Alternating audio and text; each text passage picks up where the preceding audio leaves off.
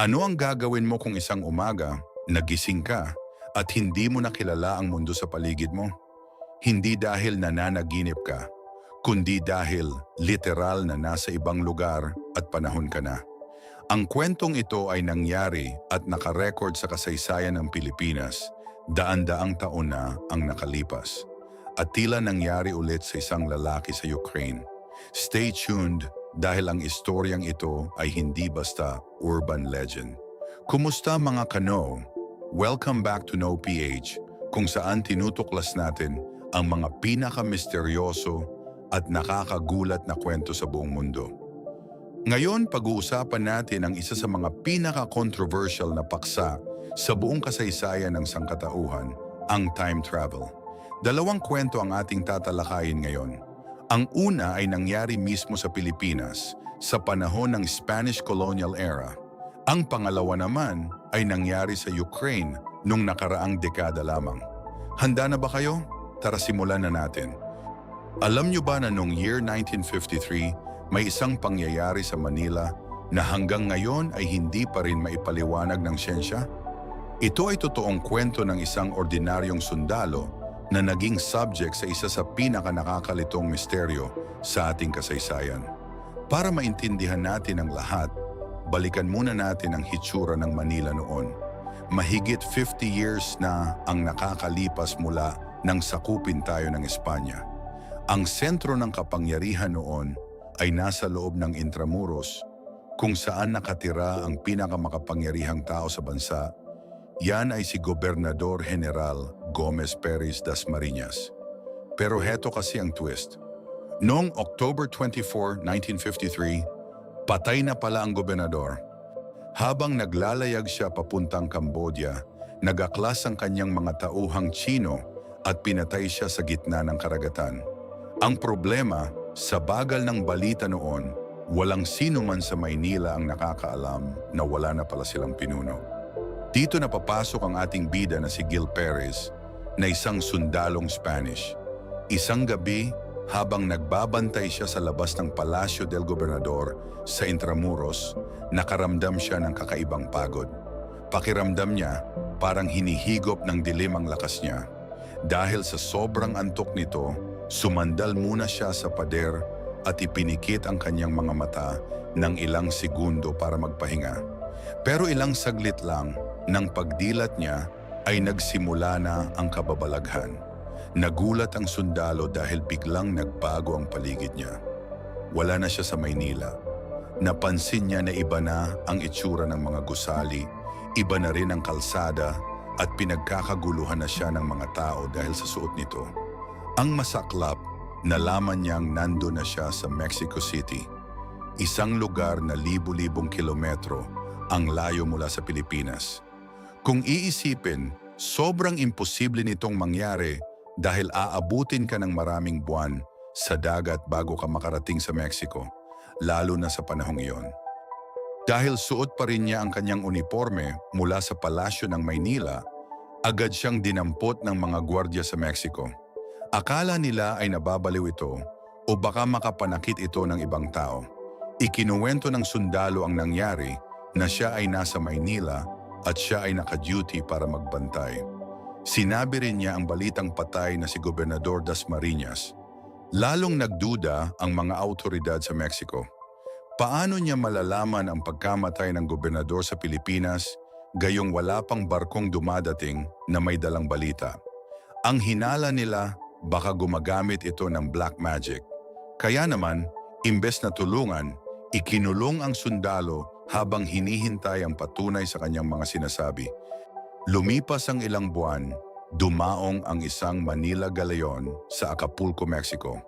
Kasama sa mga pasahero ang isang opisyal na galing mismo sa Maynila. Nang ipakita sa kanya ang nakakulong na sundalo, laking gulat ng lahat ng kumpirmahin ng opisyal na nakita niya ang sundalong si Gil Perez sa Pilipinas, isang araw matapos mamatay ang gobernador. Dito na naguluhan ang lahat.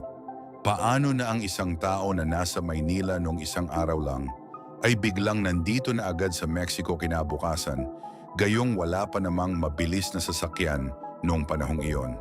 Dahil wala silang maibigay na paliwanag at napatunayang nagsasabi naman ng totoo si Gil Perez, siya ay pinakawalan din kalaunan. Hanggang ngayon, ang kwentong ito ay nananatiling isang malaking palaisipan. Tinatawag itong teleportation ng mga eksperto sa paranormal, isang sitwasyon kung saan ang isang tao ay biglang nalilipat ng lugar nang hindi gumagalaw. Para sa mga historians, isa itong dokumentadong ulat na mahirap ipaliwanag ng logic. Ngayon, maaaring sabihin natin na ang kwento ni Gil Perez ay hindi time travel, na baka ito ay teleportation lang, lumipat ng lugar at hindi ng panahon. Pero paano kung may isang kwento kung saan hindi lang ang lugar ang nagbago, kundi ang oras mismo?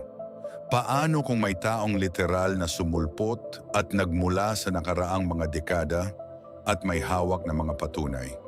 Ito ang ating pangalawang kwento, at ito na siguro ang pinaka-convincing na time travel ayon sa mga records. Noong April 23, 2006, sa Kyiv, Ukraine, may isang pangyayaring tila galing sa isang science fiction na pelikula. Sa gitna ng isang mataong kalsada, bigla na lang sumulpot ang isang lalaki na mukhang galing sa ibang panahon. Ang suot niya, isang lumang Soviet military uniform na pang 1950s pa. Hawak niya ang isang antik na kamera at tila nalilito at namamangha sa mga nakikita niyang modernong gusali sa paligid. Dahil sa kakaiba niyang hitsura at military uniform, nilapitan siya ng mga pulis. Nang hingan siya ng dokumento, ibinigay niya ang isang identification card mula sa Soviet Union, isang bansang matagal nang hindi nag-e-exist noon pang 1991. Ayon sa ID, ang pangalan niya ay Sergei Ponomarenko at ipinanganak siya noong 1932. Sa madaling salita, dapat ay 74 years old na siya sa kasalukuyan, pero ang lalaking nasa harap ng mga pulis ay mukhang nasa 25 anyos lang. Ang mas nakakagulat, ipinilit ni Sergei na ang petsa noong araw na yon ay April 23, 1958. Dahil sa kakaiba niyang kwento, dinala si Sergei sa isang psychiatric facility para masuri ni Dr. Paul Krakow. Habang iniimbestigahan, napansin ng doktor na manghang-mangha si Sergei sa mga modernong gamit sa kwarto, kagaya ng digital clock at computer. Ikinuwento ni Sergei na noong 1958 ay naglalakad lang siya para kumuha ng mga litrato nang makakita siya ng isang kakaibang bagay sa langit na hugis kampana o bell. Agad niya itong kinunan ng picture at sa mismong pagpindot niya ng camera shutter ay bigla na lang siyang napunta sa ibang lugar nang hindi umaalis sa kinatatayuan niya. Ipinasuri ang camera ni Sergei na isang Yashica Flex, isang lumang model na camera. Ayon sa isang expert photographer, ang camera at film sa loob nito ay huling ginawa pa noong 1970s. Pero ang kondisyon nito ay parang bago pa at tila hindi man lang lumuma sa loob ng 30 taon. Nang i-develop ang film, lalong lumalim ang misteryo. Ang mga litrato ay nagpakita ng lumang itsura ng Ukraine noon pang 1950s, mga lumang tulay at gusali, kasama na rin dito ang mismong litrato ni Sergei kasama ang isang babae. Nakita din nila dito ang malinaw na kuha ng isang bell-shaped unidentified object sa kalangitan na eksaktong inilarawan ni Sergei sa kanyang mga salaysay. Dito na nangyari ang hindi may paliwanag. Habang nakalock si Sergei sa isang secure na kwarto na binabantayan ng mga guard at CCTV, ay literal na bigla na lang siyang naglaho. Nang suriin ang footages, nakita pang pumasok si Sergei sa loob ng kwarto, ngunit imposible siyang makalabas dahil wala naman ibang access palabas o exit maliban sa pintong yon. Sa paghahanap ng mga sagot, natunto ng mga pulis na ang babaeng nasa litrato ni Sergei ay si Valentina Kurik na noong 2006 ay isa ng matandang babae. Kinumpirma ni Valentina na si Sergei nga ang nasa larawan at ito ay kanyang nobyo. Ikinuwento din niya na noong 1958 ay totoong nawala si Sergei, ngunit bumalik din ito makalipas ang ilang araw At kinuwento rin ni Sergey na napunta siya sa hinaharap o future sa year 2006. Hindi daw naniniwala ang mga tao sa kanya noon hanggang sa muli siyang nawala ng tuluyan noong 1960 at hindi na muling nakita pa. Ang huling bakas ni Sergey ay isang litratong natanggap ni Valentina pagkalipas ng maraming taon. Sa larawang iyon, makikitang may edad o tumanda na si Sergey at nakatayo ito sa harap ng mga gusaling hindi pa makilala kung saan, at ito ay tila kuha sa mas malayong future o hinaharap. Sa likod ng litrato, may nakasulat na mensaheng maayos lamang siya at susubukan niyang makabalik muli.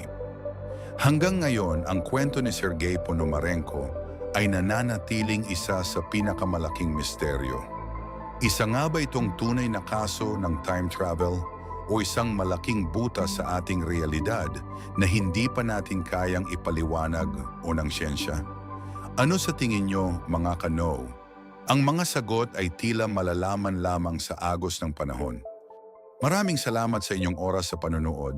Kung nagustuhan nyo ang video, baka pwedeng paki-like at subscribe naman ito, kaibigan. Malaking tulong na po yan sa ating channel. Huwag mo na rin kalimutan i-check ang iba pa nating strange and mystery videos na siguradong magugustuhan nyo by simply clicking the link at the comment section.